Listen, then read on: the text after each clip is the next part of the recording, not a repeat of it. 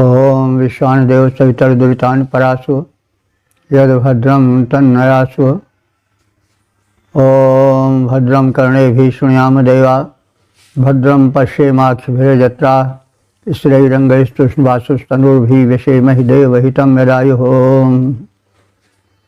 वेद प्रेमियों सुधीर श्रोताओं, संप्रति हम सब ऋग्वेद के षष्ठ मंडल के 16वें सूक्त की व्याख्या में प्रवेश करने जा रहे हैं। इस सूक्त में 48 मंत्रों का समावेश है। छंद जो प्रयुक्त इसमें हैं वे हैं गायत्री आदि, और जो मंत्रद्रष्टा ऋषि हैं वो बारहास्पत्य, भारद्वाज, देवता, अग्नि। इस सूक्त के प्रथम मंत्र का शीर्षक है यज्ञ संपादक होता रूप में अग्निदेव का स्मरण। अब संबंधित मंत्र का सर्वप्रथम सस्वर पाठ हो जाए। त्वमग्ने यज्ञानां होता विश्वेषां हितः देवेभिर्मानुषेजने। इस पहले मंत्र में यह बताया गया है कि अग्नि का देवदूतत्व देवों द्वारा स्थापित एक शाश्वत व्यवस्था है।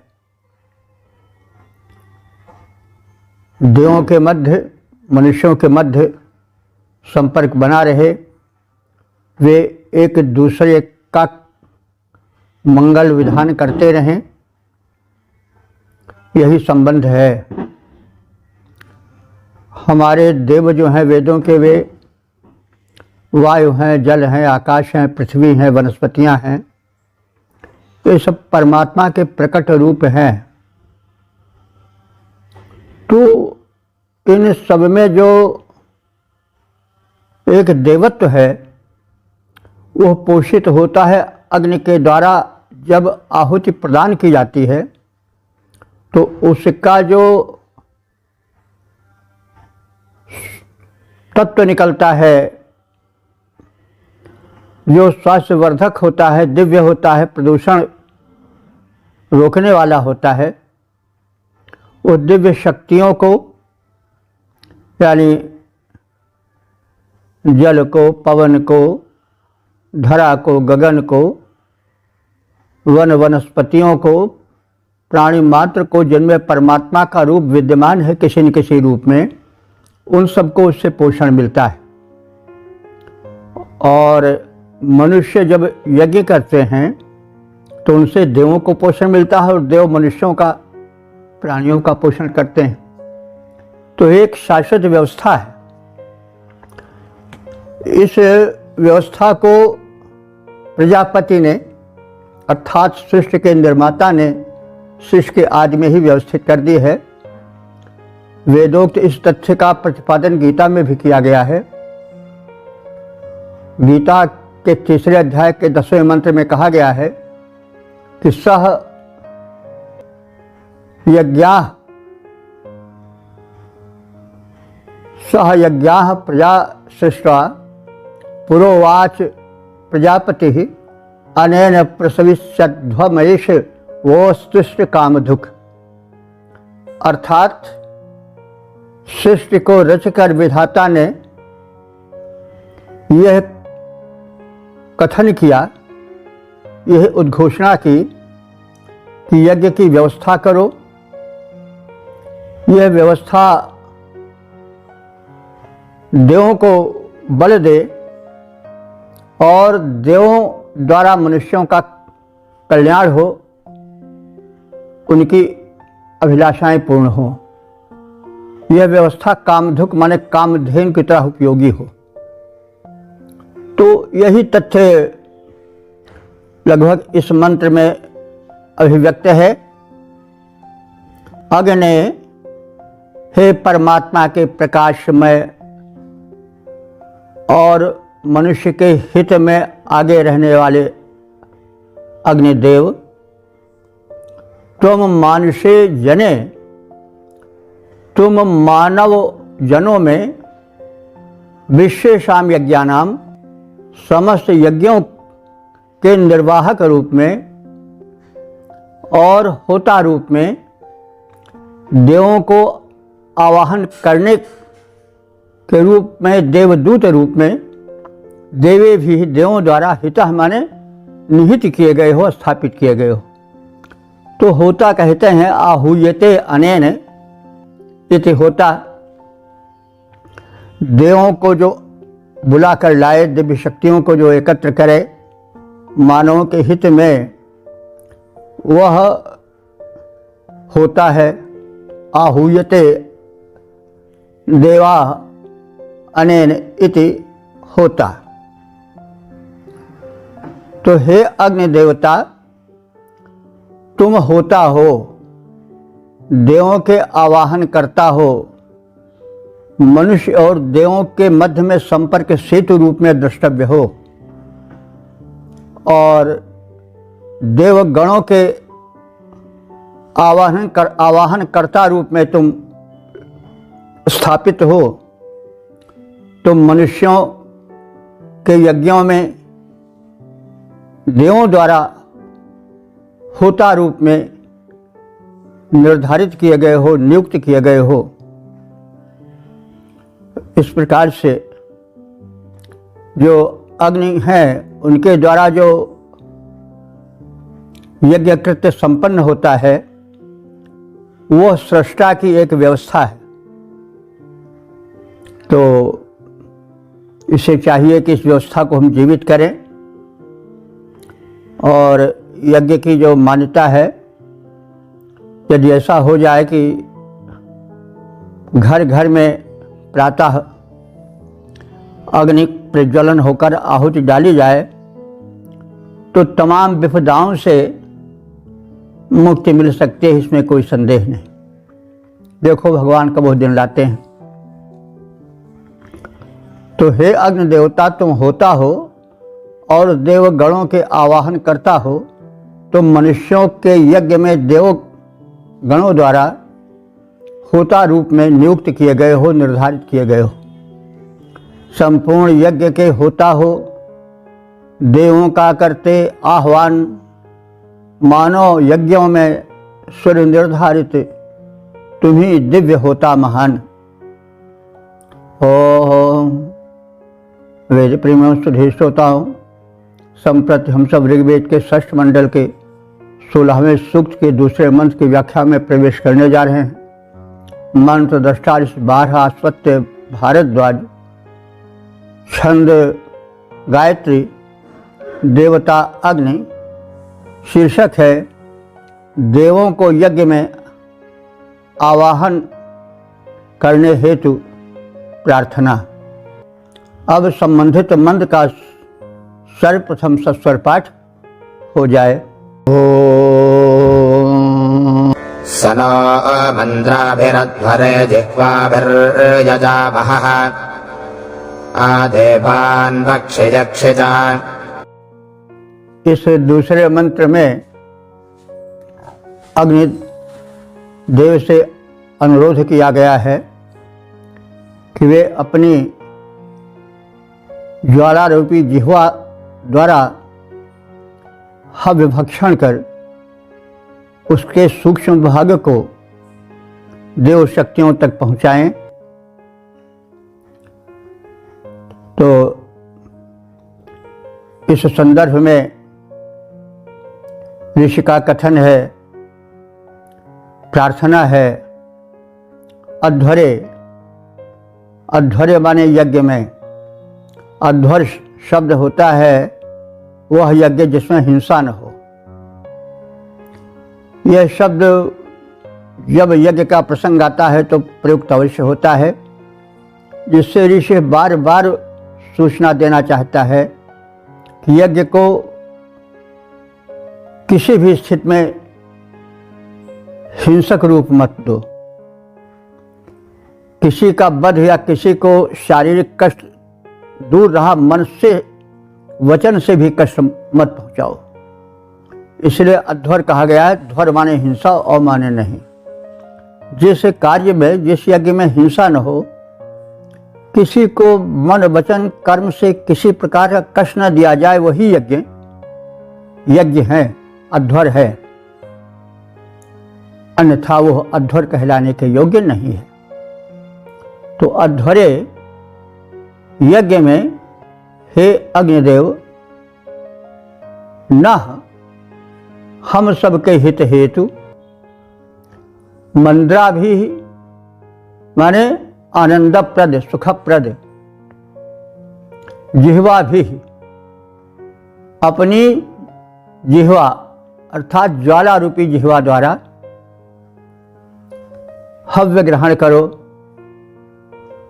और महादेवान महान देवताओं को, तेजस्वी देवताओं को आवक्ष आवाहित करो, बुलाकर यज्ञ स्थल पर लाओ। यक्ष माने यजन करना, पूजन करना और हव्य प्रदान आदि करना, ये जो पावन कृत्य हैं वो सब संपादित हो। तो हे अग्निदेव, तुम हमारे यज्ञ में आनंदप्रद जिह्वा ज्वाला या ज्वाला जिह्वा द्वारा समर्पित हव्यान्न का भक्षण कर उसके सूक्ष्म भाग को दिव्य शक्तियों तक, देवों तक पहुंचाओ। इस प्रकार से उनका यजन करो, पूजन करो और इंद्र आदि देवों का आवाहन करो, उन्हें हव्य प्रदान करो। हे अग्निदेव, तुम ज्वाला जिह्वा द्वारा यजन करो, हव्य ग्रहण कर यज्ञ भाग दे, सूर्य के उदर भरो। हे अग्निदेव, तुम यजन करो, जो आ जाएं सुरगण महान। हे देव, हे अग्निदेव, तुम यजन करो, जो आ जाएं सुरगण महान। इंद्रादिक का आवाहन करिए उनको आहुति प्रदान। ओम वेद प्रेमियों, सुधी श्रोताओं, संप्रति हम सब ऋग्वेद के षष्ठ मंडल के 16वें सूक्त के तीसरे मंत्र की व्याख्या में प्रवेश करने जा रहे हैं। मंत्र दृष्टा ऋषि, बारहस्पत्य भारद्वाज, छंद गायत्री, देवता अग्नि। शीर्षक है पथ प्रदर्शनार्थ प्रार्थना। अब संबंधित मंत्र का सर्वप्रथम सस्वर पाठ हो जाए। वेत्था हि वेधो अध्वनः पथश्च देवाञ्जसा अग्ने यज्ञेषु सुक्रतो। इस तीसरे मंत्र में अग्निदेव को सर्वज्ञ, संपूर्ण यज्ञ विधि विधानों के ज्ञाता और पथ प्रदर्शन में सक्षम रूप के प्रकटीकरण के साथ ही पथ प्रदर्शन की प्रार्थना की गई है, क्योंकि मनुष्य अल्प शक्तिमान है, अल्पज्ञ है, उसके भटक जाने में अधिक विलंब नहीं लगता है। इसलिए प्रकाशक देव की, समर्थ देव की, पथ प्रदर्शक देव की परम आवश्यकता है। तो इस संदर्भ में ऋषि कह रहा है कि हे अग्निदेव, वेधा, तुम विधाता हो, निर्माता हो। हे सुक्रतो, हे श्रेष्ठ यज्ञ कर्म अथवा श्रेष्ठ कर्मों को कराने वाले, करने वाले अग्निदेव, यज्ञेषु, यज्ञों में। अब यज्ञ से आप यज्ञ वेदी में पावक को प्रदग्ध करके, प्रज्वलित करके आहुति कर्म करने, आहुति प्रक्षेपण के साथ ही साथ, जैसा यजुर्वेद में कहा गया है कि शुभ कर्म जो हैं वो यज्ञ हैं। यज्ञ वही श्रेष्ठतमम कर्म। जितने उत्तम लोक हित से संबंधित शुभ कर्म हैं वे सब यज्ञ ही हैं। यज्ञ के विविध भेद हैं, ज्ञान यज्ञ, कर्म यज्ञ और तपो यज्ञ, ज्ञान यज्ञ, योग यज्ञ। इस योग यज्ञ ये सब यज्ञ ही हैं। तो यावत शुभ कर्म है वो सब यज्ञ की परिधि में आते हैं।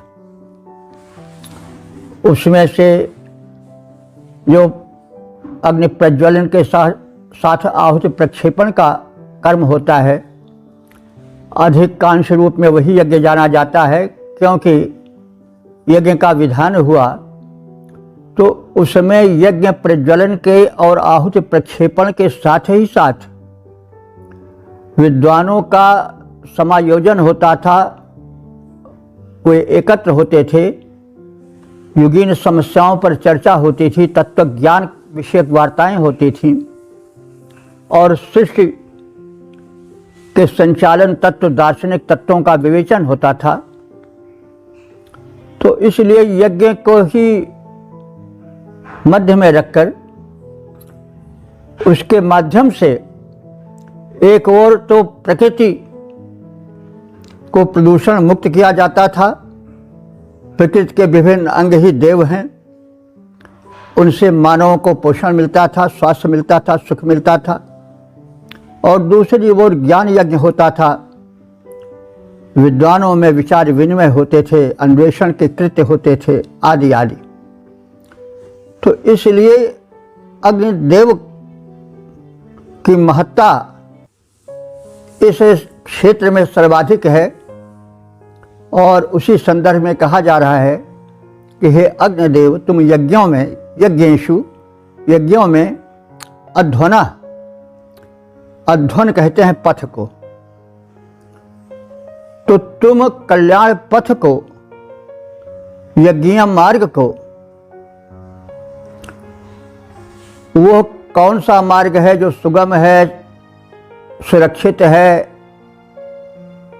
और उत्तम लक्ष्य तक पहुंचाने वाला है, गंतव्य तक ले जाने वाला है, उस मार्ग के तुम ज्ञाता हो, भले वो दूर हो या निकट हो। तो अंजसा अतिशीघ्र ही तुम कल्याण पथ को जान लेने वाले हो, उसके ज्ञाता हो और वेथ उसे भली विधि जानते हो। तुम उन यजमानों का पथ प्रदर्शन करो जो कल्याण पथ गामी हैं, ताकि वे आर्य पथ से विमुख होकर भटक न जाएं, पथभ्रष्ट न हो जाएं। क्योंकि मनुष्य सब कुछ होते हुए भी अंत में एक दुर्बल प्राणी तो है ही। तो हे विधाता, हे सृष्टि के नियमों के संचालक, उत्तम कर्मा अग्निदेव, तुम यज्ञ के, शुभ कर्मों के और उनके गंतव्य स्थल तक पहुंचने के निकटस्थ एवं दूरस्थ, प्रत्यक्ष एवं अप्रत्यक्ष सभी मार्गों के ज्ञाता हो। तुम याजकों का समुचित पथ प्रदर्शन करो, ताकि वे आर्य पथ या यज्ञीय जीवन से विमुख होकर कहीं भटक न जाएं। तो हे अग्निदेव, संपूर्ण यज्ञ पद्धतियों के तुम ज्ञाता हो, यजमानों को पथ दिखलाओ। हे पावक, तुम ही विधाता हो। ओम वेद प्रेमियों, सुधे श्रोताओं, संप्रति हम सब ऋग्वेद के षष्ठ मंडल के 16वें सूक्त के चौथे मंत्र की व्याख्या में प्रवेश करने जा रहे हैं। मंत्र दृष्टा ऋषि बारहास पत्य भारद्वाज, छंद गायत्री, देवता अग्नि और शीर्षक है शत्रु शमन हेतु प्रार्थना। अब संबंधित मंत्र का सर्वप्रथम सस्वर पाठ हो जाए।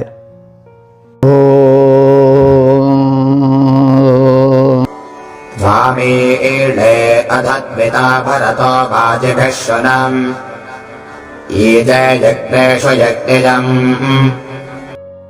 इस चौथे मंत्र में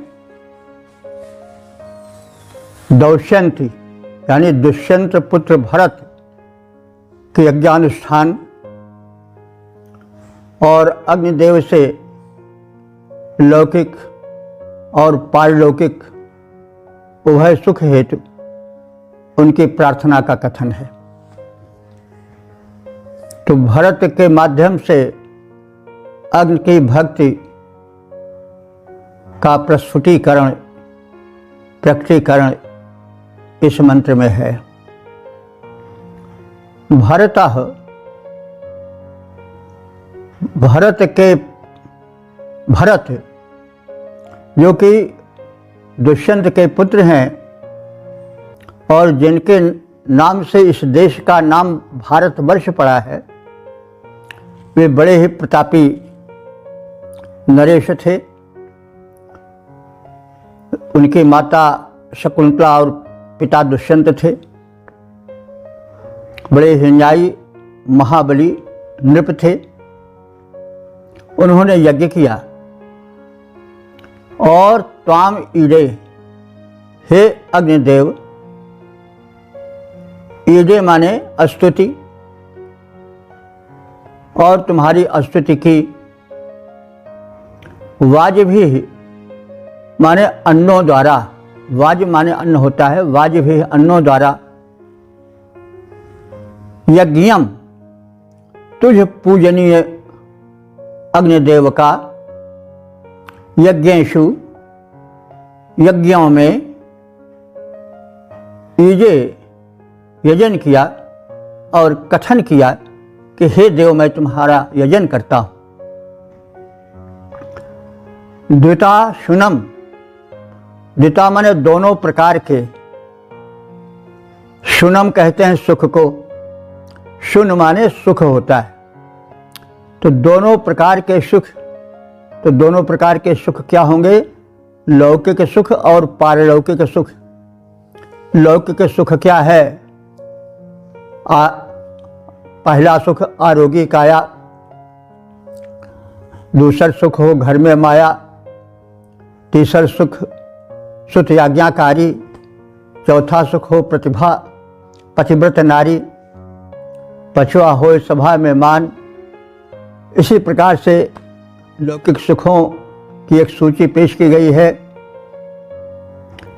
तो अर्थागमो नित्य मरोगिता चा, प्रिया च भार्या प्रिय वादिनी चा, और गुणी च पुत्रो, और अर्थागमो चा षड्जीव लोकस्य सुखानि राजन, ऐसे कहे गए हैं कुछ संस्कृत में भी। अर्थागमो नित्य अर्थ आता रहे, नित्य मरोगिता चा शरीर में आरोग्य बना रहे, स्वस्थ शरीर रहे सदैव। प्रिया च भार्या, पत्नी जो हो प्रिय हो, रूपवती हो, साथ ही साथ शीलवती हो, मृदुभाषिणी हो। प्रिया च भार्या प्रियवादिनी चा, और वशी च पुत्रो, पुत्र अपना कहना मानने वाला हो। ये नहीं कि पिता कहे कि हाँ यह करो तो कहे नहीं यह तो नहीं होगा, तो कहे पूरब चलो तो कहे नहीं हम तो पश्चिम में चलेंगे। तो वशी च पुत्रो, पुत्र अपने कहने सुनने में हो। और अर्थकरी च विद्या, जो विद्या हो वह अर्थकरी हो, धन प्रदान करने वाली हो, नहीं कि डिग्री बड़ी बड़ी ले लिए और कहीं कोई पूछ नहीं रहा है 2 टके के लिए भी। तो ना इस लोक के ना उस लोक के, ना श्रमशील जीवन बिता सकते हैं और ना ज्ञान का जो विद्यार्जन हुआ उससे लाभ उठा सकते हैं। तो वही फिर वह विद्या निरर्थक सी हो जाती है। तो अर्थ करी च विद्या, जो विद्या हो वह अर्थार्जन, अर्थ देने वाली हो। तो वशिष्ठ पुत्रो अर्थ करी च विद्या, षड जीव लोकस्य सुखानि राजन।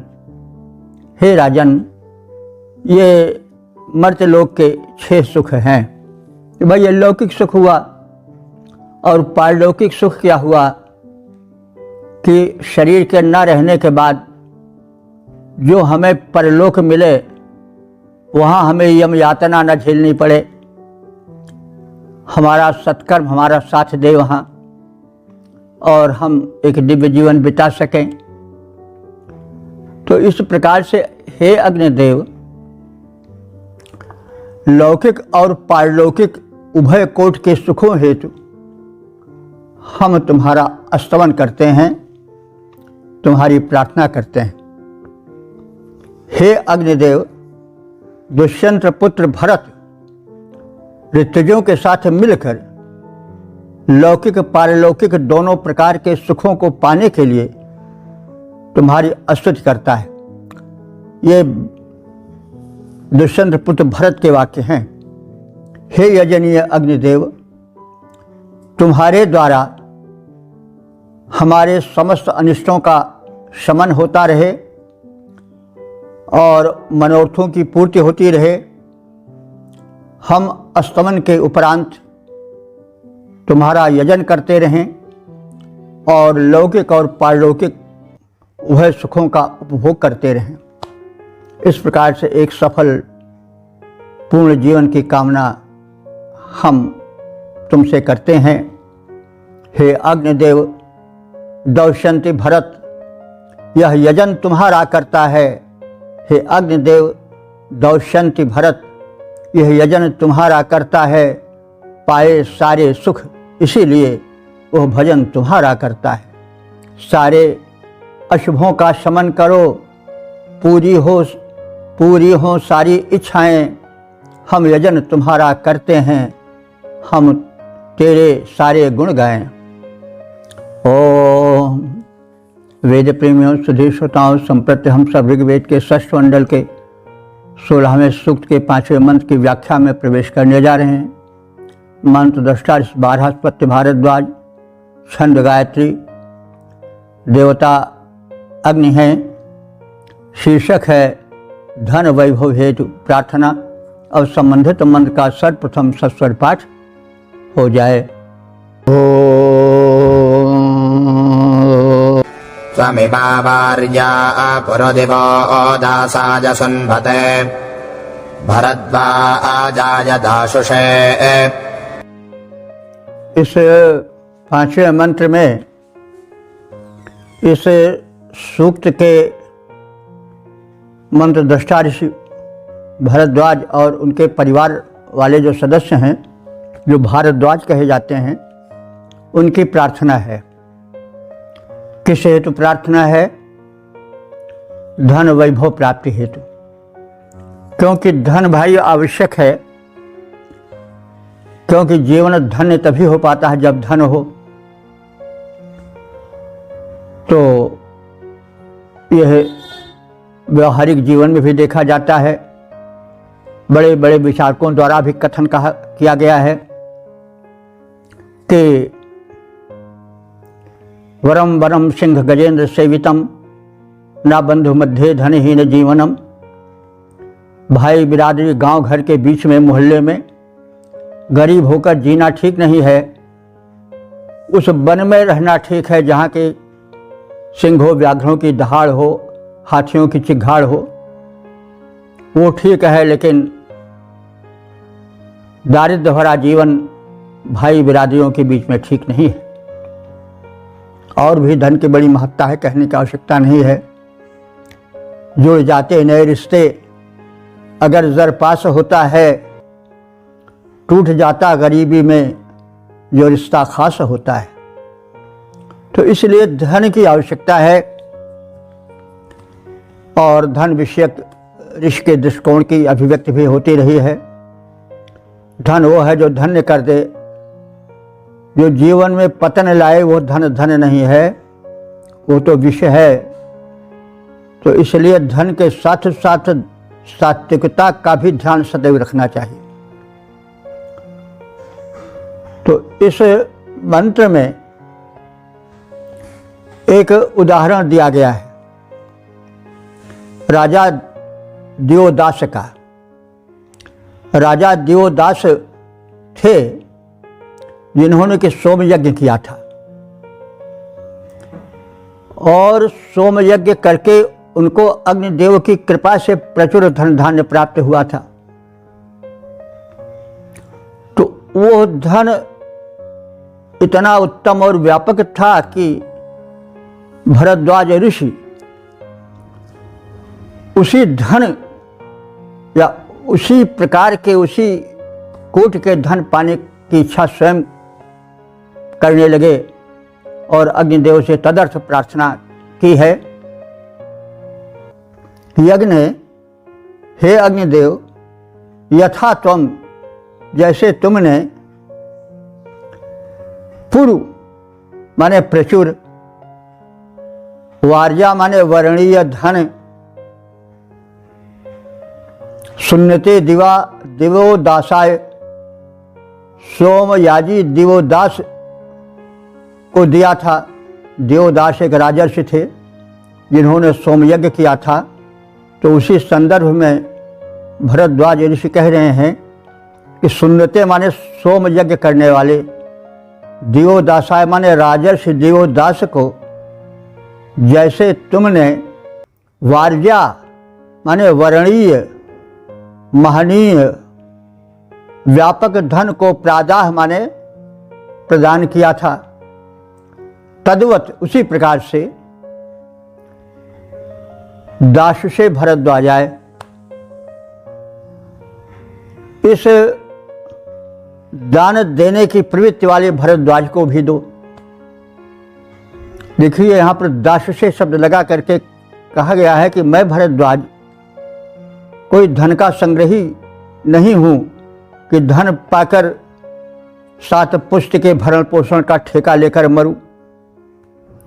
मैं तो चाहता हूँ धन पाऊँ, धन के द्वारा लोक कल्याण करूं, लोक सेवा करूं। तो इसलिए दासु से विशेषण लगा दिया गया है कि दासु से भरद्वाजाय, वो भरद्वाज ऋषि जो कि दानी है और वो दान प्रवृत्ति के लिए, लोकहित के लिए तुमसे उसी प्रकार से प्रचुर धन और उत्तम धन की याचना करता है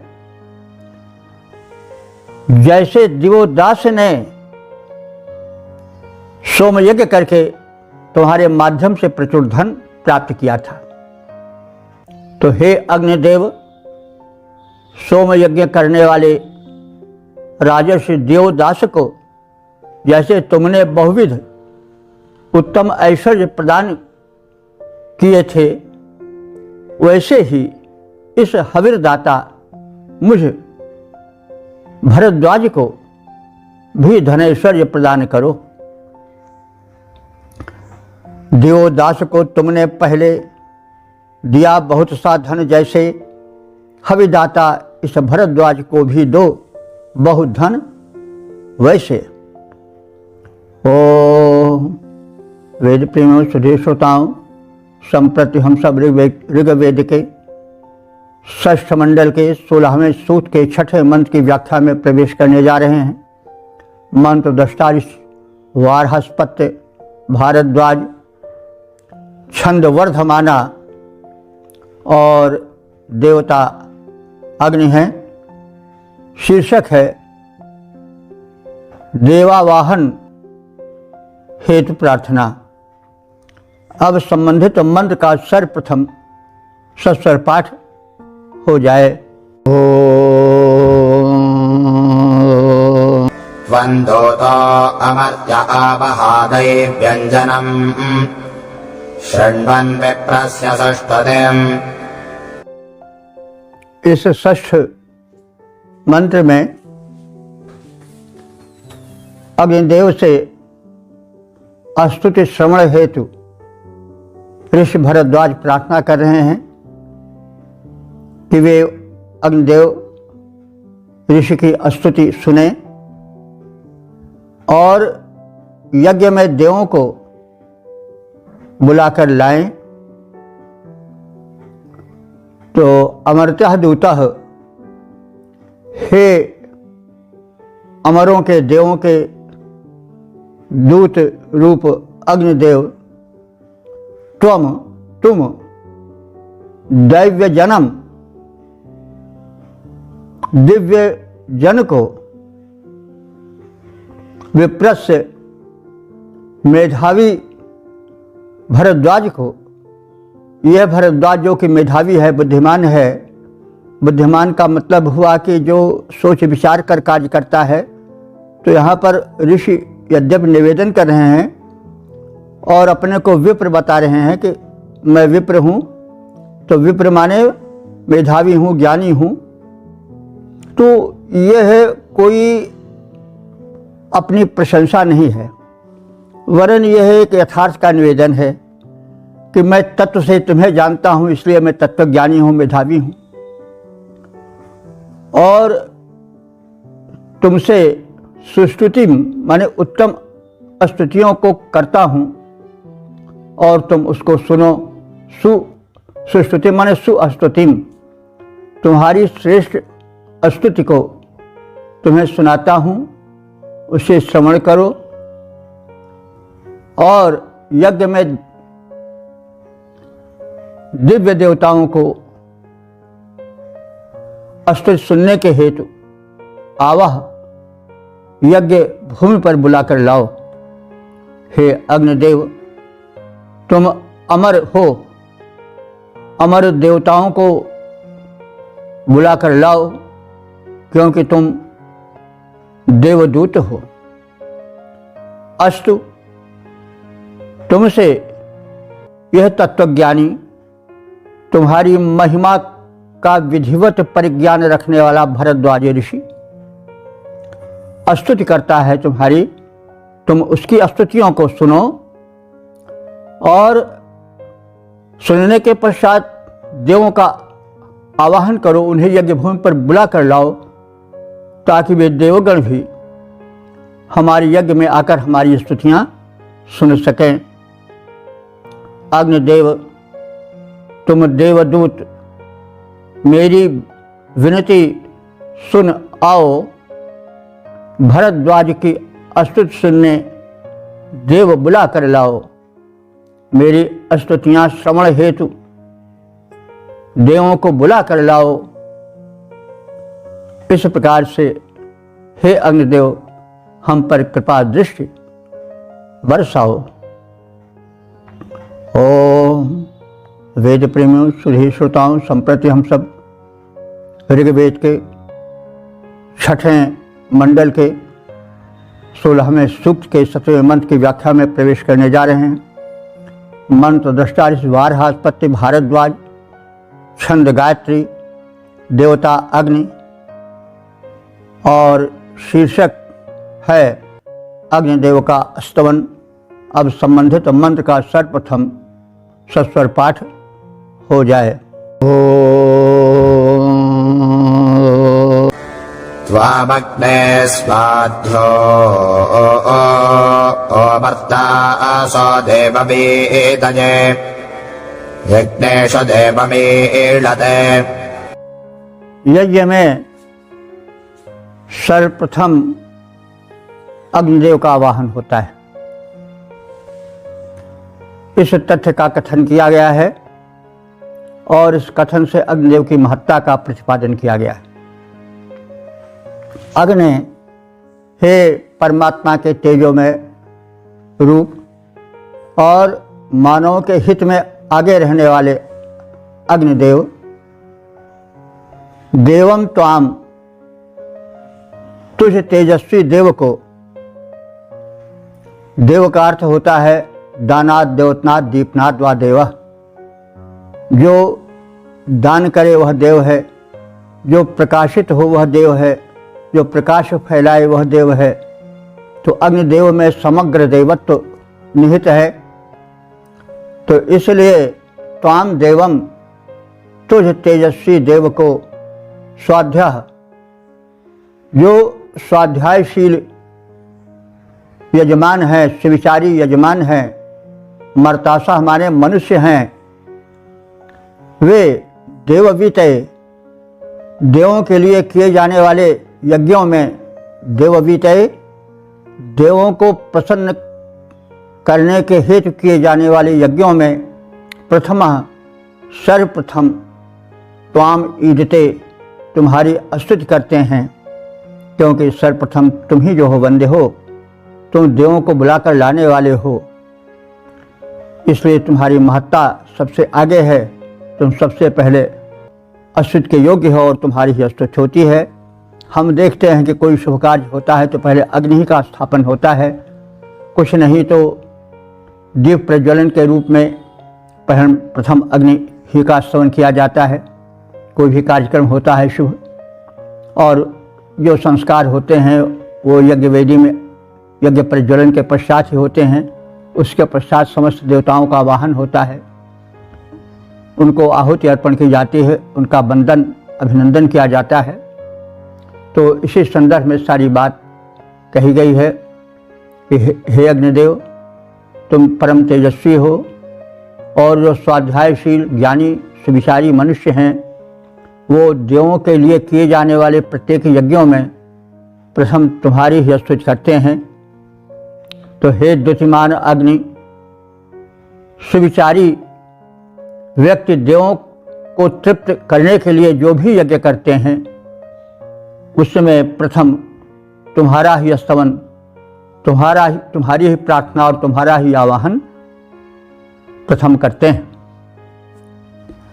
तो हे द्युतिधारी अग्नि देवता, जो जन है सुविचारी, हे द्युतिधारी अग्नि देवता, जो जन है सुविचारी, देवतुष्ट हित प्रथम यज्ञ में करते विनय तुम्हारी।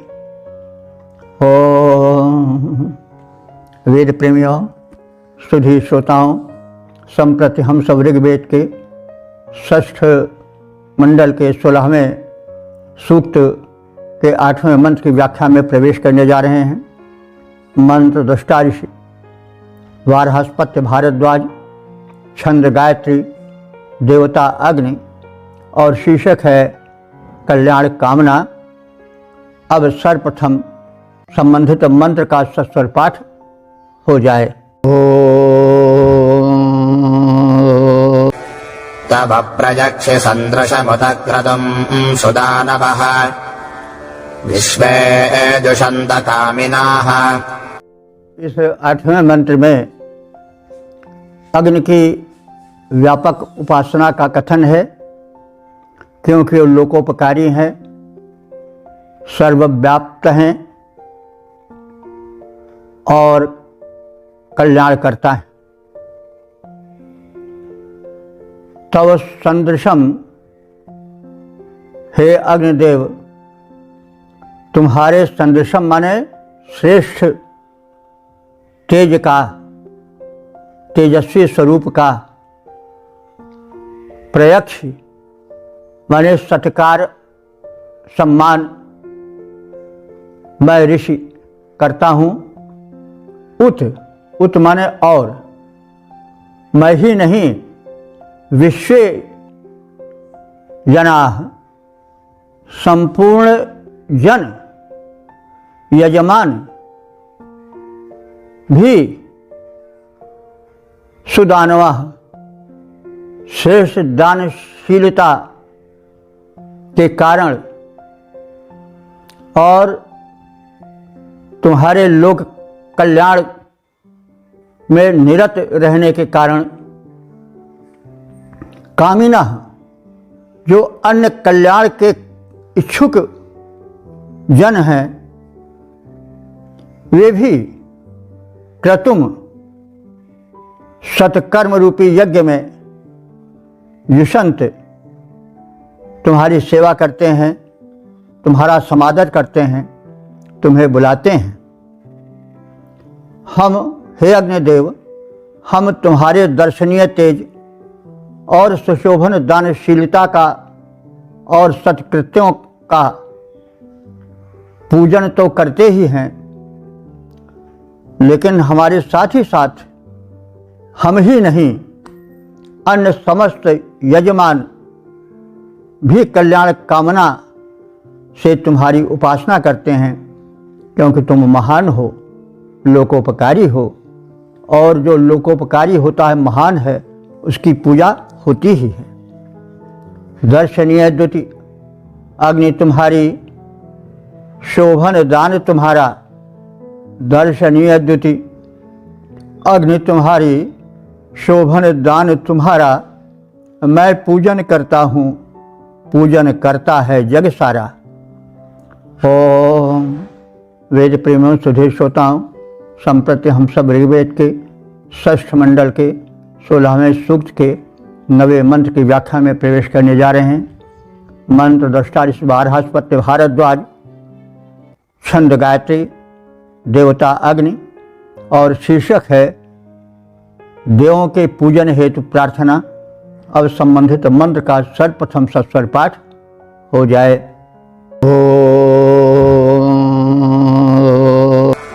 त्वं होता मनुरहितो वह्निरासा विदुष्टरः अग्ने रक्षदिवो विशाः। इस 9वें मंत्र में अग्नि देवता की पूजा, उनकी उपासना शाश्वत है। आदि मानव मनु ने यज्ञ विधान और यज्ञ पूजन का प्रारंभ किया था, और मानवों के द्वारा पूजन करने की प्रेरणा भरी थी, और वह पूजन का क्रम निरंतर चला आ रहा है। तो इस प्रकार से अग्निदेव की उपासना शाश्वत उपासना है, अनादि उपासना है। इसी संदर्भ में कहा जा रहा है कि हे अग्निदेव, तुम होता हो। होता का तात्पर्य क्या हुआ कि हुयते अनेन देवाः इति होता। अग्नि के द्वारा देव शक्तियां मानव के हित में यज्ञ क्षेत्र में आहूत होती हैं, बुलाई जाती हैं, इसलिए वे होता है। तो तुम होता, तुझ होता अग्नि को मनुर्हिता, मनु द्वारा मानव कल्याण में निहित किया गया है। तो मनुर्हिता, मनुना हिता निहिता मानव कल्याणाय इति मनुर्हिता। तो जन कल्याण में आदि मनुष्यों के आदि पुरुष जो मनु हैं, उनके द्वारा यज्ञ वेदी में यज्ञ हेतु व्यवस्थित किए गए थे, और उस परंपरा का निर्वाह होता आ रहा है, हम सब कर रहे हैं। तो तुम आशा माने होता है मुख द्वारा, शब्द आस्य है, तो आस्य का तृतीया एक वचन होगा आशा। आसेन मुखेन, देखिए भाई यह जो है वो दंती सा है, और अगर तालव्य होता तो आशा हो जाता, उसका अर्थ आशा या दिशा भी होता है। तो यहाँ पर आशा है, आशा माने आसेन मुखेन, कीदृशेन आसेन मुखेन, ज्वाला रूपी, ज्वाला यानी लपट रूपी मुख द्वारा तुम हव्यग्राही हो, और विदुषतरः माने परम ज्ञानी हो, परम विद्वान हो। तुम ही दिवः प्रजा, द्विलोक के प्रजाओं अर्थात द्विलोक के निवासी देवताओं, द्विलोक माने स्वर्गलोक, देवों का निवास मनुष्यों से कुछ अलग लोक में मान लिया जाता है। तो देवलोक में जो वहाँ की प्रजाएं यानी देवता हैं, उनको तुम बुला कर लाते हो और यक्ष उनका पूजन करते हो, यजन करते हो।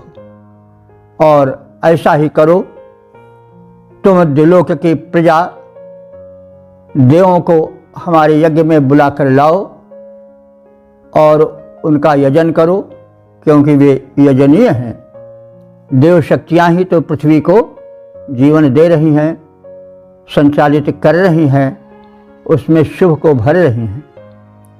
तो हे अग्निदेव, होत्र कर्म में मनु ने तुम्हें नियुक्त किया है। हम मानवों के हित हेतु तुम ज्वाला रूपी मुख द्वारा हव्य ग्रहण करने वाले हो और अतिशय विद्वान हो। तुम स्वर्ग लोक की प्रजाओं अर्थात वहाँ के निवासियों देवों को बुलाकर यहाँ इस यज्ञ भूमि पर उनका यजन करो, पूजन करो और कराओ। हवन कर्म में मनु ने तुम्हें लगाया, इस प्रकार से होता तुम्हें बनाया। अपने ज्वाला मुख के द्वारा हवि को ग्रहण करो। इस प्रकार से अग्निदेव देवों का यजन करो। ओम वेद प्रेमियों सुधीर श्रोताओं, संप्रति हम सब ऋग्वेद के षष्ठ मंडल के 16वें सूक्त के 10वें मंत्र की व्याख्या में प्रवेश करने जा रहे हैं। मंत्र दृष्टा ऋषि बृहस्पति भारद्वाज, छंद गायत्री, देवता अग्नि। शीर्षक है अग्निदेव का आवाहन। अब संबंधित मंत्र का सर्वप्रथम सस्वर पाठ हो जाए। अग्न आजा आहि वेतये गृणानो हव्यता आतये निहोता आसत्स्य बर्हिषे। इस 10वें मंत्र में अग्निदेव से यज्ञ में देवों के आवाहन करने, उनके पूजन यजन का कथन है। प्रथम अग्नि का आवाहन किया जा रहा है। अग्नि, हे परमात्मा के तेजोमय रूप और मानवों के हित में अग्रगण्य रहने वाले अग्नि देवता, आया ही तुम हमारे आवाहन पर हमारे यज्ञ में प्रथम आओ। आया ही आओ तो किमर्थे आया ही, किस लिए आओ? वीतये हव्य ग्रहण करने हेतु आओ। और किमर्थे, किस लिए? हव्य दातये, देवों को हव्य देने के लिए आओ। गृणाना, प्रशंसित होकर के, स्तुति सुन करके, गृणाना माने प्रशंसित होना, प्रशंसित होते हुए और हमारे स्तुति मंत्रों द्वारा प्रशंसित होते हुए बर्हिष होता। बर्हिष कहते हैं कुशासन पर। हे देवों को आवाहित करने वाले अग्निदेव, तुम होता बनकर बर्हिष हमारे द्वारा बिछाए गए कुशासन पर निषद से कृपया आसीन हो जाओ। निषद से आसीन होना, बैठना। तो हे अग्निदेव, हव्य भक्षणार्थ आओ और देवों तक हव्य वहन करने के लिए होता रूप में आओ और कुशासन पर विराजमान हो जाओ। हम सब तुम्हारी स्तुति करते हैं। हे अग्निदेव, स्तुति करते हम अब आ जाओ, बैठो विषय कुशासन पर, होता बनकर शोभा पाओ। करो हव्य का भक्षण, फिर दूतत्व निभाओ। देवों तक हव्य वहन करके ले जाओ। वेद प्रेमियों सुधीर श्रोताओं, संप्रति हम सब ऋग्वेद के षष्ठ मंडल के 16वें सूक्त के 11वें मंत्र की व्याख्या में प्रवेश करने जा रहे हैं। मंत्र दृष्टा बृहस्पति भारद्वाज, छंद गायत्री, देवता अग्नि। शीर्षक है प्रदीप्त होने हेतु प्रार्थना। अब संबंधित मंत्र का सर्वप्रथम सस्वर पाठ हो जाए। तन्वा समिद्भिरङ्गिरो घृतेन वर्धयामसि बृहच्छोचायविष्ट्या। इस 11वें मंत्र में प्रज्वलित तरुण अग्निदेव से वेदी में और अधिक प्रदीप्त होने हेतु प्रार्थना है।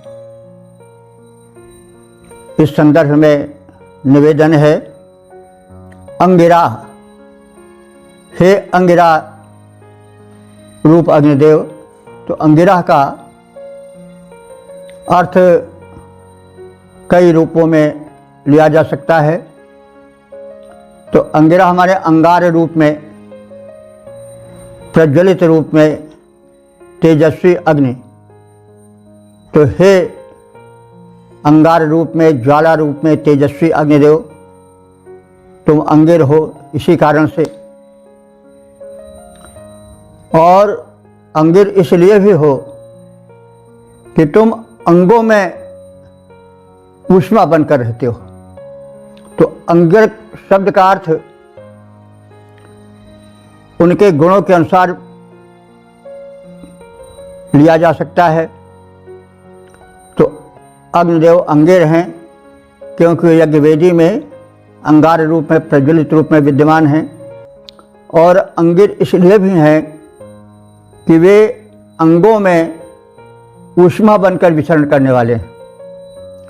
जब तक अंगों में, शरीर में ऊष्मा ताप रहता है तब तक ही जीवन रहता है। अग्नि के साथ ही जीवन ज्वाला भी बुझ जाती है। तो इसलिए उनको अंगिर कहा गया है। हे अंगों में ऊष्मा बनकर संचालन करने वाले, जीवन ज्योति बनकर जलने वाले अग्निदेव। अथवा अंगिर इसलिए भी कहा जाता है कि अंगिरा ऋषि थे और अंगिरा ऋषि का पुत्र इन्हें कहा गया है। तो अब यह एक रूपकात्मक कथन है, आलंकारिक कथन है। तो अंगिरा एक ऋषियों का समुदाय था। तो इससे प्रतीत होता है कि सर्वप्रथम यज्ञ की वैज्ञानिकता को उन्होंने ही पहचाना था और वेदी में अग्नि स्थापित करके, प्रज्वलित करके उन्हें आहुति प्रदान कर उसकी उपयोगिता से सर्वप्रथम मानवों को परिचित कराया था। विशेष रूप से इन अंगिरा ऋषियों ने, ये बड़े प्रतापी और तेजस्वी ऋषि होते थे, तो इसलिए भी इनको अंगिर कहा गया है, अंगिरा ऋषियों का पुत्र कहा गया है। तो हम इस प्रकार से भिन्न भिन्न रूपों में अंगिर अग्नि को समझ सकते हैं। तो हे अंगिरा, हे ज्वाला रूप में, अंगार रूप में विद्यमान अग्निदेव, अथवा शरीर में ऊष्मा बन करके जीवन ज्योति को जलाने वाले अग्निदेव, अथवा अंगिरा ऋषि के पुत्र अग्निदेव, तम त्वा उस तुझको, यानी जिन विशेषणों से तुम्हें संबोधित किया गया है उन सबसे युक्त तुम, समिद्भिः च घृतेन च। समिध कहते हैं समिधा को। समिधा काष्ठ जो यज्ञ वेदी में रखा जाता है और अग्नि को उसमें डालकर या अग्नि का संपर्क करा करके काष्ठ के माध्यम से अग्नि को प्रज्वलित किया जाता है। तो उस प्रथम साधन को समिध कहा जाता है। हम काष्ठ आदि को समझ सकते हैं इसके द्वारा। तो समिध भी, हे अग्निदेव, तुम इस समिधाओं द्वारा, स माने और, घृतेन, घृत की धारा द्वारा, वर्धयामस बढ़ाए जाते हो, यानी तुम्हारी ज्वाला उद्दीप्त की जाती है। यविष्ठय, हे अति तरुण अग्निदेव। तरुण अग्निदेव से मतलब क्या हुआ कि जब अग्नि का सूक्ष्म रूप रहता है, सूक्ष्म का मतलब हुआ तब तो वो अरण्य काष्ठ में रहता है, जब वो रूप बाहर निकलता है तो बचपन में रहता है, यानी क्षीण ज्वाला रहती है। जब समिध पा जाता है, मतलब जब अग्निदेव समिध पा जाते हैं, काष्ठ पा जाते हैं, तो यविष्ठय माने युवक बन जाते हैं। तो यविष्ठय, हे काष्ठ के संपर्क में और घृत के संपर्क में आने से, उसके खाने से अति तरुण बन गए अग्निदेवता। बृहत सोच, तुम अब अपने व्यापक रूप से हव्य भक्षण हेतु प्रदीप्त हो जाओ। हे अंगार युक्त अथवा ऊष्मा बनकर अंगों में व्याप्त, जीवन ज्योत रूप में शरीर में विद्यमान अथवा अंगिरा पुत्र अग्निदेव, हम तुम्हें काष्ठ और घृत द्वारा प्रदीप्त करते हैं। अस्तु हे प्रज्वलित युवातम अग्निदेव, तुम अब अत्यधिक प्रदीप्त हो जाओ ताकि आहुतियों का तुम में विधिवत प्रक्षेपण हो सके। अंगार रूप प्रज्वलित अग्नि, तुम तरुण रूप शोभा पाओ। घृत और काष्ठ को पाकर के अत्यधिक प्रज्वलित हो जाओ। ओम वेद प्रेमियों, सुधीर श्रोताओं, संप्रति हम सब ऋग्वेद के षष्ठ मंडल के 16वें सूक्त के 12वें मंत्र की व्याख्या में प्रवेश करने जा रहे हैं। मंत्र दृष्टा बृहस्पति भारद्वाज, छंद गायत्री, देवता अग्नि, शीर्षक पराक्रम तथा धन वैभव हेतु प्रार्थना। अब संबंधित मंत्र का सर्वप्रथम सस्वर पाठ हो जाए। सनः पृथश्रवायमच्छा देव विवाससे बृहदग्ने सुवीर्यम्। इस 12वें मंत्र में परमात्मा के तेजोमय रूप महान अग्निदेव से प्रशंसनीय पवित्र बल और व्यापक धन हेतु प्रार्थना है। इस संदर्भ में ऋषि कह रहा है कि देव, हे दिव्य रूप देवता अग्नि, सह माने वह तुम हम सबको पृथुष शवायम, पृथु माने होता है व्यापक, पृथु व्यापक को मूल रूप से कहा जाता है और इसी पृथु से पृथ्वी भी बनी है क्योंकि वो बड़ी व्यापक है, चलते है या कुछ पता नहीं चलता। तो पृथु व्यापक के अर्थ में आता है, यानी जो बहुत बड़ा हो। तो हमें तुम पृथु व्यापक यानी अत्यधिक शवायम, शवायम माने श्रमणीय, प्रशंसनीय और बृहत व्यापक सुवीर्यम श्रेष्ठ बल को और अक्ष विवाससी महान आश्रयदाता धन को प्रदान करो। तो यहाँ पर धन हेतु प्रार्थना है, लेकिन वो धन कैसा हो?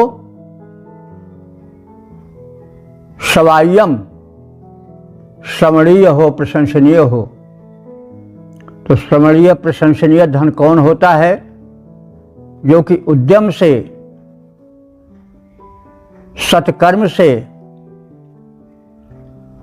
शुभ और श्रेष्ठ साधनों से अर्जित किया जाता है तो वह श्रवणीय धन है, प्रशंसनीय धन है। लेकिन जो धन जुआ द्वारा, चोरी द्वारा, सीना जोरी द्वारा, रंगदारी द्वारा, छल कपट और घूसखोरी द्वारा प्राप्त किया जाता है, वो धन श्रवणीय प्रशंसनीय धन नहीं कहा जा सकता है।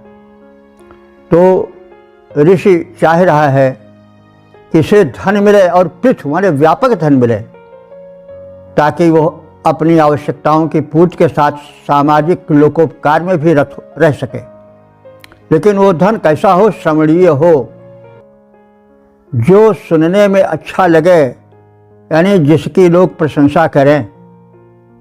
जैसा अभी कहा गया है कि जब धन उद्यम से, ईमानदारी से, श्रम से कमाया जाता है तो वह धन प्रशंसनीय धन होता है। तो सब चीज़ की कोटियाँ होती हैं, वैसे धन की भी कोटियाँ हैं, प्रशंसनीय धन और निंदनीय धन। तो ऋषि धन चाह रहा है, पृथ्वी माने व्यापक रूप में धन चाह रहा है, लेकिन वह कैसा हो?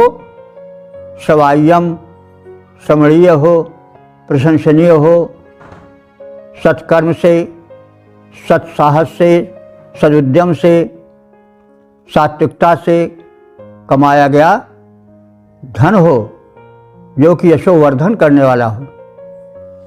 और इसी प्रकार से बृहत सुवीर्यम, हमको व्यापक बल भी दो। बल भी भाई व्यापक हो, साथ ही साथ सु माने सुवीर्य श्रेष्ठ हो। तो बल श्रेष्ठ कब माना जाता है? जब लोकोपकार में लगे। बल तो देवों में भी होता है और दानवों में उनसे कम बल नहीं होता है।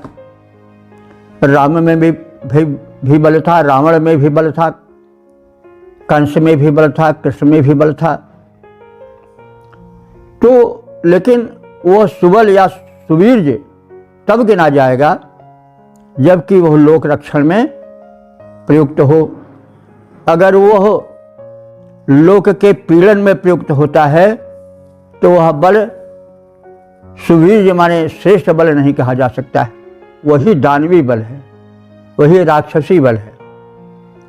तो ऋषि दैवी बल चाह रहा है, व्यापक बल चाह रहा है और श्रवणीय बल चाह रहा है, क्योंकि उससे ही समाज में सुव्यवस्था, लोक कल्याण और आत्म कल्याण का विधान हो सकता है।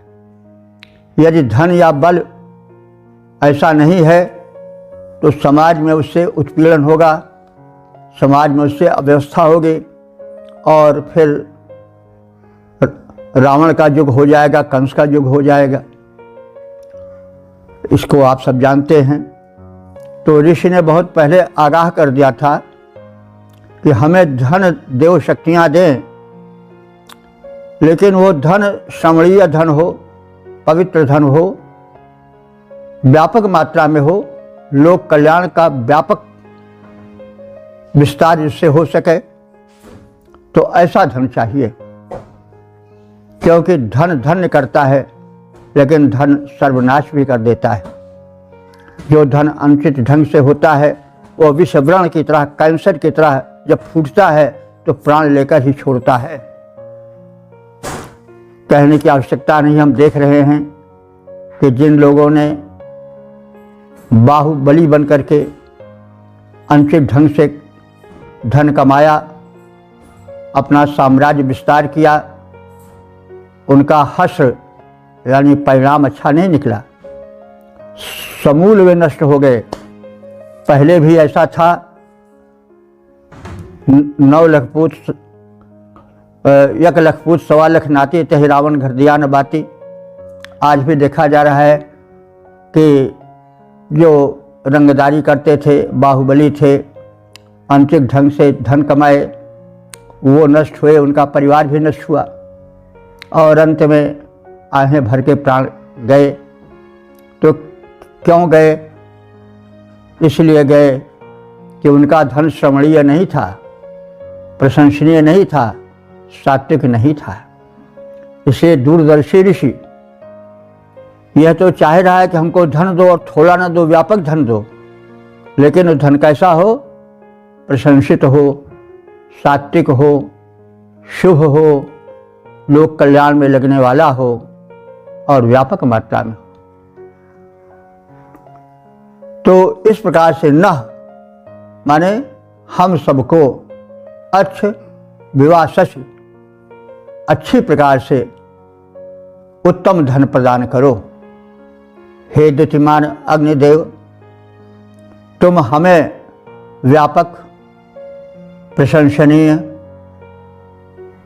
उद्यम से प्राप्त व्यापक धन, सात्विक धन प्रदान करो।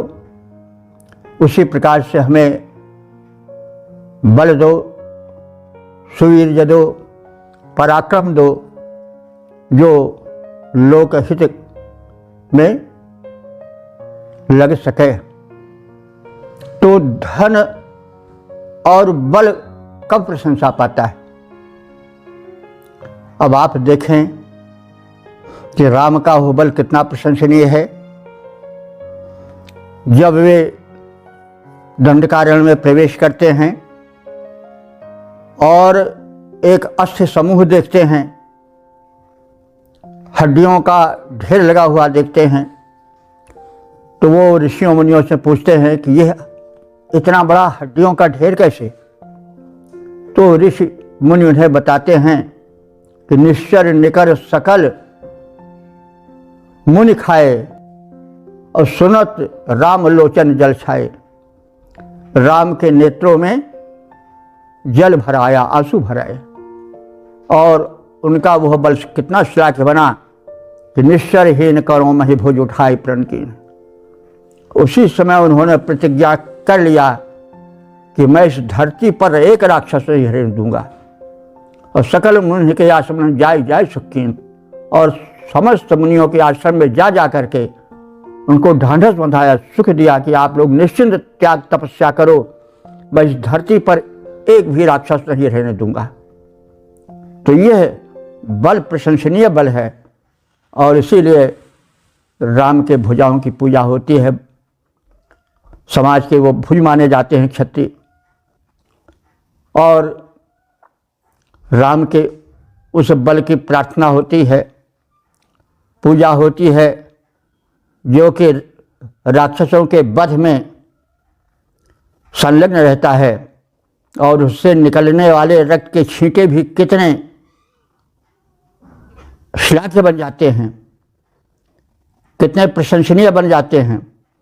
जबकि देखने में तो रक्त की छींटें जो हैं वो घृणा की वस्तुएं हैं, रक्त घृण्य माना जाता है, अस्थि घृण्य मानी जाती है। लेकिन राम के सांवले सलोने स्वरूप पर रक्त की बूंदें छिटकी हुई हैं, उसको देखकर तुलसीदास जी मुग्ध हो जाते हैं और कह उठते हैं कि सोनित बिंदु छटानी जटे तुलसी प्रभु सोहे महाछवि छूटी, और मानो मरकत शैल विशाल पर रेगी चली बर बीर बहुटी। राम का सांवला सलोना स्वरूप नीलम मणि की तरह चमकता है। उस पर राक्षसों से बलपूर्वक धनुष के प्रत्यंचा से छूटे तीरों से जो रक्त के फुव्वारे उठते हैं, वे राम के शरीर पर बिंदु बिंदु रूप में छिटक जाते हैं। वे कैसे प्रतीत होते हैं कि मानो नीलम मणि का कोई पर्वत हो, बड़ा सुघड़, और उस पर वीर बहुटी रेंग चली हो। वीर बहुटी एक रेशमी कीड़ा होता है जो वर्षा ऋतु में निकलता है, बिल्कुल रेशम का तरह छोटा शरीर होता है, छोटा छोटा होता है, उसको वीर बहुटी कहते हैं। तो रक्त की वो घृण्य बूंदें जो मानी जाती हैं घृणित, तो फिर राक्षस के शरीर की रक्त की बूंदें, लेकिन फिर भी राम के उस सांवले सलोने शरीर पर पड़ी हुई राक्षसों के वध से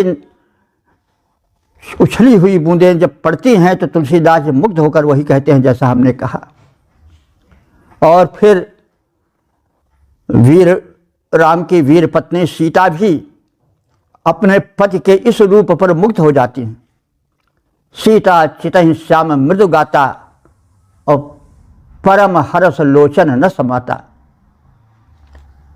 सीता अपने उस वीर पति के शरीर पर छिटकी हुई रक्त बिंदुओं को देखकर मुग्ध हो जाती हैं और प्रेम पूर्वक उन्हें देखने लगती हैं। परम प्रेम लोचन नय घाता, उनके नेत्रों से प्रेम छिटका पड़ता है, उबला पड़ता है। तो यह है बल की महिमा, सात्विक बल की महिमा। इसका द्योतन करते हुए बड़े विश्वासपूर्वक राम ने कहा था जटायु से, जब रावण द्वारा वो मारा गया, छटपटा रहा था, तो अश्व द्वारा उसको स्नान करा के राम ने कहा कि सिय हरण जन तात सो, सिय हरण जन बाप सो कहो तात तुम जाई, जो मैं राम तो कुल सहित कहिए दशानन जाई। हे तात, तुम स्वर्गगामी बनोगे, वहाँ मेरे पिताजी भी तुम्हें मिलेंगे, लेकिन इस सीता हरण के वृत्तांत को उनसे मत कहना, क्योंकि दुखी हो जाएंगे।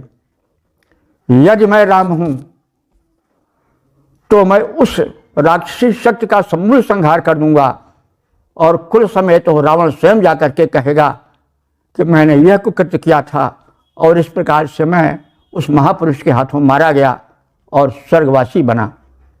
तो सिय हरण जन वापसों कहो तात तुम जाई, जो मैं राम तो कुल सहित कहिए दशानन जाई।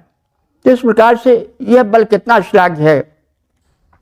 फिर कहते हैं राम जब सुग्रीव लिप्त हो जाता है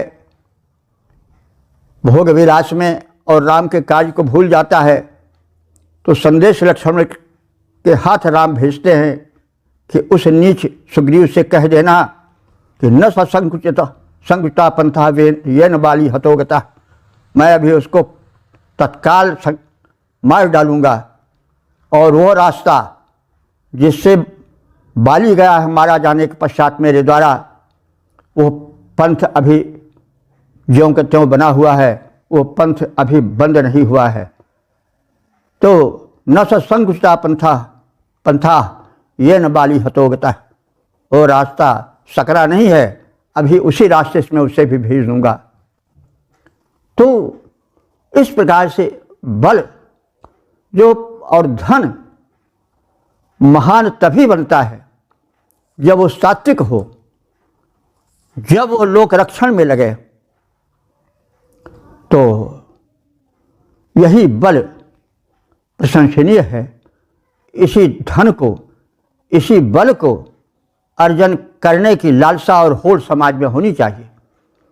आज लोग जो धन का संचयन करते हैं अनुचित ढंग से, लूट मार से, ठगी से, चोरी से, रंगदारी से, वो धन कुत्सित धन होता है, अंत में उसका परिणाम भी बड़ा बुरा होता है। तो ऋषि बड़ा दूरदर्शी है, उसने हम सब मानवों को संदेश दिया है, युग युगांतर के लिए संदेश दिया है कि भाई धन कमाओ उस परम धनवती शक्ति से, चाहे वो अग्नि के रूप में हो, चाहे किसी देव रूप में हो। धन मांगो तो थोड़ा मत मांगो, व्यापक रूप से मांगो, लेकिन वह धन जो तुम्हें मिले वो सात्विक हो, समणीय हो, प्रशंसित हो। तुम बलार्जन करो लेकिन तुम्हारा बल भी व्यापक हो और सात्विक हो, लोक पीड़क न हो, लोक रक्षक हो। तो यही तो शक्तिशील और सौंदर्य है जिसकी स्थापना महाकवि लोकनायक तुलसीदास जी ने की है कि राम में शक्ति का भी निवास है, शील का भी निवास है और सौंदर्य का भी निवास है। उन्होंने कहा है कि वीर कोई अगर हुआ है तो अकेला राम हुआ है। कानन वास दशानन सो रिपु, आनंद सी सच जीत लियो है, बाल महाबलशाल हनो पुनि पाल विभीषण बंधु कियो है। और तीय हरि रणबंधु पर्यो पर भर्यो शरणागत सोच हियो है, बाह पगार उदारे अपार, कहाँ रघुवीर सो वीर वियो है। राम के समान कोई और वीर हुआ है? तो यह वीरता है, यह बल है जिसकी प्रशंसा युग युगों तक होती रहती है। तो ऋषि उसी बल का उपासक है और संदेश देता है कि ऐसा ही बल होना चाहिए। और अग्निदेव से स्वयं वो चाहता है कि हे अग्निदेव, हमको बल दो, हमको धन दो, लेकिन वो कैसा हो? श्रमणीय हो, प्रशंसित हो, सात्विक हो, व्यापक हो, ऐसा महान धन हमें दो। तो हे द्युतिमान, हे प्रज्वलित अग्निदेव, तुम हमें विस्तृत, व्यापक, प्रशंसनीय धन और पराक्रम प्रदान करो, हम तुम्हारी प्रार्थना करते हैं। द्युतिमान अग्निदेवता, हमें विस्तृत विक्रम धन करो दान, जो रहे प्रशंसित बन करके जन्मे माना जाए महान। ओ